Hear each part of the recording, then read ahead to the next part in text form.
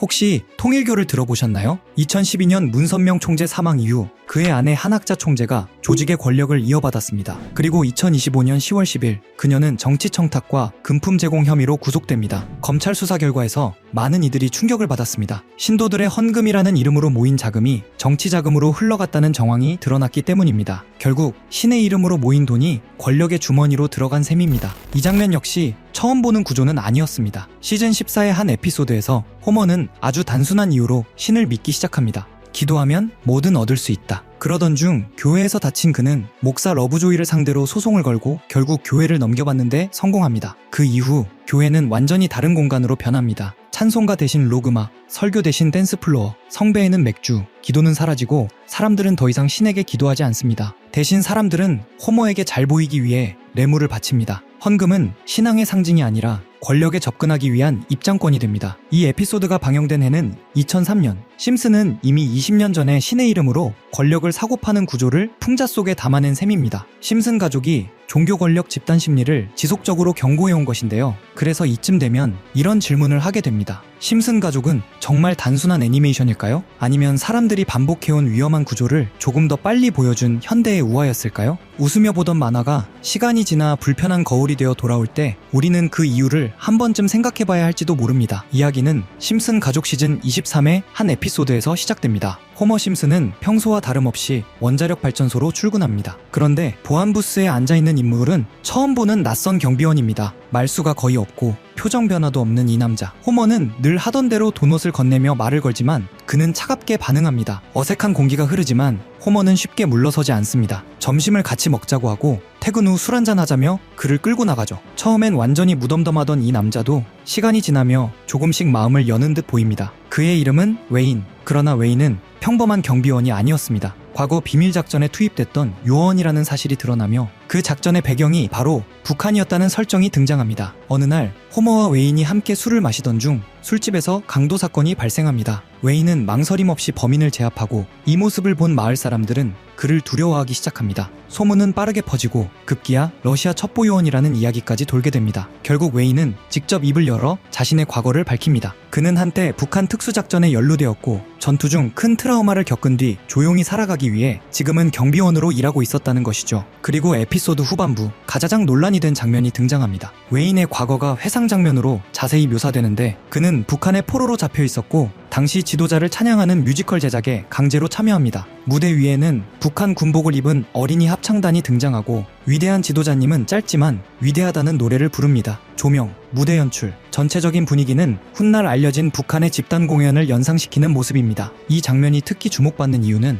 방영 당시에는 북한 내부 문화나 체제에 대한 정보가 지금처럼 널리 알려져 있지 않았다는 점입니다. 그래서 일부 시청자들은 어떻게 이런 묘사가 가능했을까라는 의문을 제기합니다. 군사 도발, 해킹과 자금 세탁, 그리고 애니메이션 속 설정까지. 이 모든 연결고리는 정말 우연일까요? 아니면 이미 알려진 정보들을 극단적으로 풍자한 결과였을까요? 심슨 가족은 단순한 예언일까요? 아니면 현실을 가장 빠르게 반영하는 거울이었을까요? 심슨 가족 시즌 30에는 유독 눈길을 끄는 에피소드가 하나 있습니다. 이야기는 바트가 어느 날 한 게임에 깊이 빠져들면서 시작됩니다. 바트는 친구들과 팀을 만들고 본격적으로 토너먼트 대회를 준비합니다. 하루가 다르게 몰입도가 커지자 이를 지켜보던 아버지 호머는 걱정을 감추지 못합니다. 혹시 아들이 게임 중독에 빠진 건 아닐까 하는 불안 때문이었죠. 하지만 상황은 생각보다 단순하지 않았습니다. 이미 상금이 걸린 글로벌 규모의 대회가 진행 중이었고 바트가 뛰어든 세계는 단순한 취미의 수준을 훌쩍 넘어서 있었습니다. 고민 끝에 호머는 아들의 선택을 막기보다는 존중하기로 합니다. 그리고 며칠 후 바트는 지역 예선을 통과해 우승을 차지하고 마침내 세계대회에 출전할 기회를 얻게 됩니다.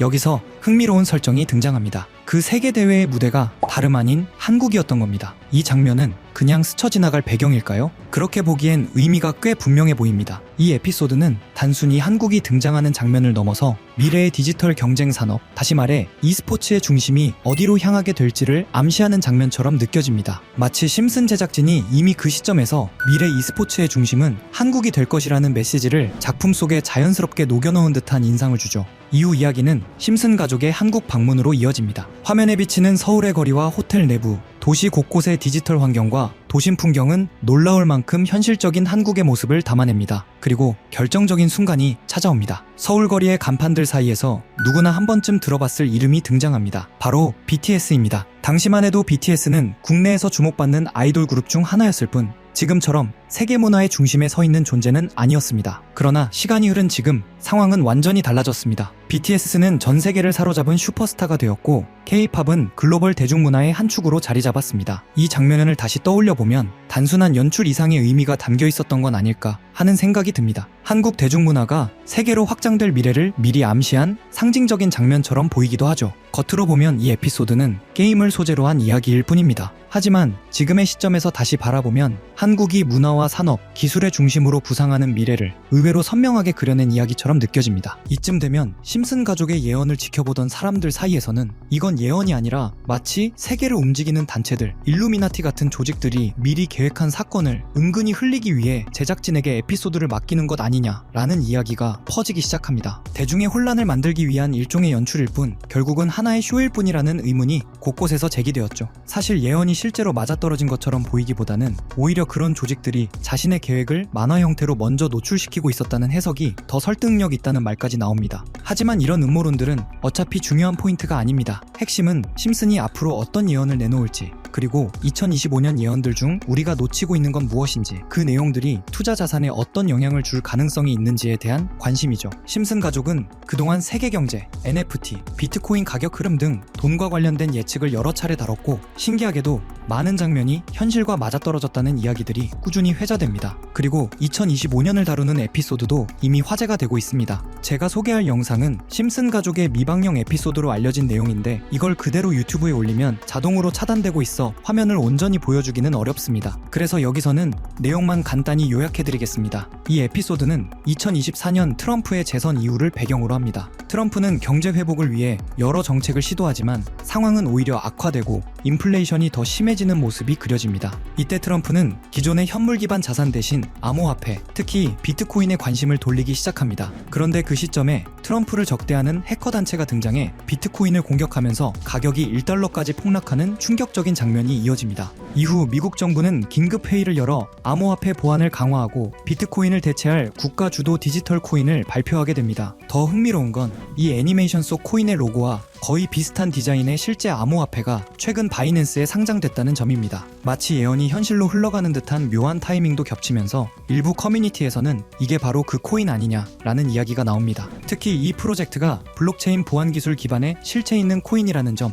그리고 향후 기술 성장성도 충분하다는 분석이 나오면서 관심이 더 커지고 있습니다. 심슨 에피소드에서는 해킹으로 비트코인이 무너지고 정부 주도 코인이 등장한다는 흐름이 나오고 지금 등장한 이 코인의 전개가 그 장면과 묘하게 맞아떨어진다는 점 때문에 전문가들 사이에서도 여러 의견이 오가고 있는 상황입니다. 그래서 저는 지금까지 제 채널을 믿고 꾸준히 시청해주신 구독자분들과 시청자 여러분들께 단순한 만화 속 이야기에서 끝나는 것이 아니라 수십 배, 수백 급 등 가능성이 있는 이 코인의 이름을 공유해드리고자 합니다. 다만 최근에는 이와 같은 정보를 유료로 판매하거나 리딩방 업자들이 악용하는 사례들이 빈번하게 발생하고 있습니다. 그래서 정말 구독자분들만 확인하실 수 있도록 간단한 인증 절차를 준비했습니다. 인증 방법은 아주 간단합니다. 이 영상에 좋아요와 구독을 눌러주시고 그리고 영상단에 보이는 010-8480-8147 이 번호로 구독 완료라고 문자 한 통만 보내주시면 됩니다. 구독 완료라고 보내주시면 해당 번호가 제 채널의 실제 구독자인지 확인할 수 있고 스팸 광고 계정 여부도 파악할 수 있습니다. 확인이 완료되면 현재 전문가들과 매체에서 3000% 이상 상승할 가능성이 있다고 분석하는 이 코인의 종목명을 바로 공유드리겠습니다. 그리고 중요한 것은 언제나 같습니다. 큰 수익 가능성이 보이는 종목일수록 무리한 투자는 절대 금물입니다. 토막 내서 분산하는 방식이 가장 안정적이며 작은 금액으로도 충분히 의미 있는 수익을 만들 수 있습니다. 예를 들어 100만 원만 운용하더라도 30배 상승이면 3천만 원의 수익이죠. 그 정도만 되어도 충분히 만족스러운 결과일 것입니다. 여러분이 안전하게 그리고 현명하게 투자하며 좋은 성과를 얻기를 진심으로 바랍니다. 오늘도 끝까지 시청해주셔서 감사합니다. 영상이 도움이 되셨다면 구독과 좋아요 부탁드리고 앞으로도 검증된 정보만 전해드리기 위해 계속 노력하겠습니다.